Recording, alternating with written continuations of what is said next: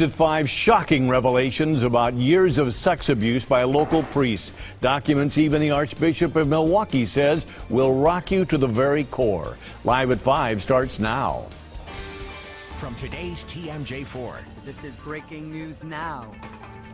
That breaking news, secret files released in the church sex abuse scandal. The Milwaukee Archdiocese reveals thousands of pages of documents detailing priests sexually abusing minors. Archbishop Jerome Mustecki warned that people will be shocked by the revelations, and he was right. More than 40 priests, hundreds of victims, and evidence in some cases the Archdiocese tried to cover up abuse by transferring abusive priests. Now, we're going through the 6,000 pages of documents case by case. It is a monumental task. And Cody Holyoke begins our team coverage. And what have you learned so far, Cody?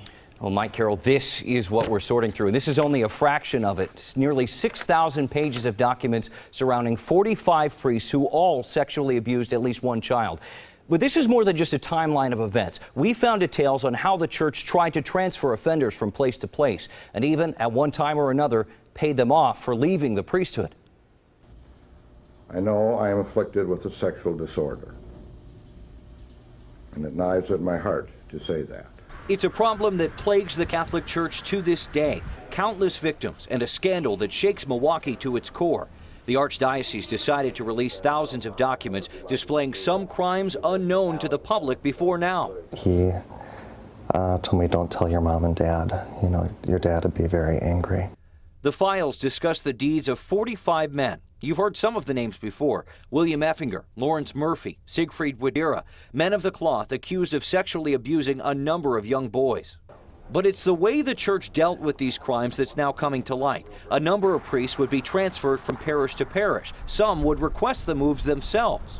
Father David Hanser was placed on restriction when victims came forward alleging abuse and sexual assault in the 60s and 70s. Hanser was moved around quite a bit by the church. In the mid-90s, then Archbishop Rembert Weekland wrote to him, quote, "More than anything, however, is the protection to yourself as well as the diocese. Because you know of my deep love for this holy hill." Also included in the report, hundreds of pages of depositions, including the February testimony of now Cardinal Timothy Dolan. As Archbishop, Dolan worked to counsel victims of abuse. At the same time, the church paid priests who sought to be removed from the priesthood to the tune of $20,000. And that just scratches the surface. We know, according to the church, 22 priests were reassigned to parish work.